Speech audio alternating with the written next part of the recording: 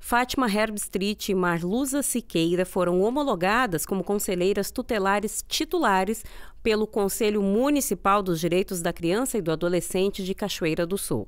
Após a análise dos recursos administrativos apresentados pelos candidatos Viviane Oliveira, Robson Alviz e Gelson Silva, o Conselho julgou a todos improcedentes. Gelson do Mococa, como é conhecido, dependia apenas da validação de um voto, anulado durante o processo para integrar o time titular de conselheiros. A gente teve um período de 5 dias úteis para a defesa dos impugnados. O Gelson entrou com um recurso tardio, pedindo a recontagem de uma cédula anulada dele para a gente considerar. Foi passado pelo Conselho, porque a gente tem um prazo de aceitação, e o Conselho negou. Então, ele foi julgado improcedente. Na verdade, o problema com a validação desse único voto que poderia mudar a composição do Conselho e colocar o Gelson na titularidade foi julgado improcedente. Por quê? Por ter sido apresentado fora de prazo, apenas por isso? Sim, porque quando terminou a eleição, eles teriam 5 dias para entrar com recurso e ele não entrou. Na outra semana, que seria só para a defesa dos impugnados, ele entrou com recurso porque mudaria a situação dele. Em vez de suplente, ele assumiria no lugar da quinta colocada, que é a Marluza. Eles tiveram um voto de diferença. E nessa situação de empate, a gente analisa a prova. E com a prova, o Gelson saiu melhor. Advogado de Gelson do Mococa, Diogo Barcelos, informou por telefone que fará mais uma tentativa administrativa para rever a decisão do Condica.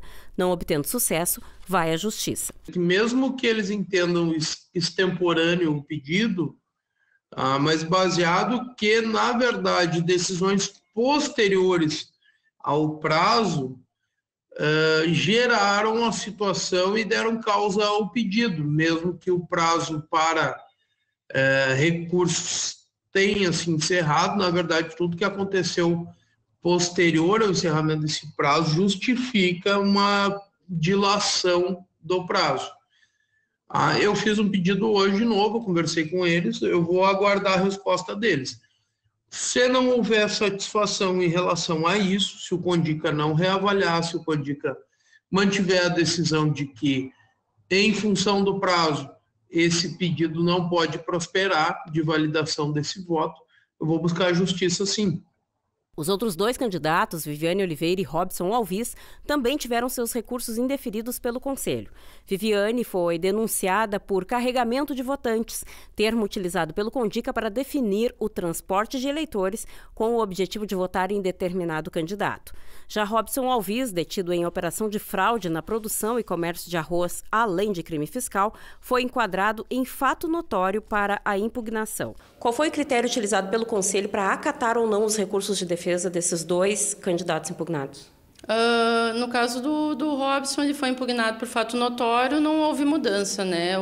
Na defesa dele, ele entrou dizendo que ninguém pode ser julgado sem antes ter o julgamento, que ele não teve, mas para o Conselho o fato notório não muda, né? A imagem do Conselho ficou prejudicada. Em função da prisão dele na operação do Ministério Público, é isso? Isso, em função da prisão. E no caso da Viviane, como é que ficou? Qual é o recurso? De que forma ela tentou reverter a situação? Ela disse que o que a gente apresentou é falso, mas para o Conselho ainda não teve mudança. A opinião de todos se mantiveram, foi unânime, né? Eram 10 conselheiros e todos votaram contra a defesa dela. Como que foi formalizada essa queixa contra a Viviane? Foram fatos, vídeos, relatos? Como é que foi feito isso? Foi apresentado 3 vídeos e um depoimento de uma pessoa. Imputando a ela o quê? Falando dos carregamentos e de jantas que ela pagou em troca de voto. Agora, o próximo passo, já que foi homologado, o edital já homologou os candidatos que de fato vão assumir, é o treinamento, né? Isso, a capacitação, que a gente ainda está em data indefinida.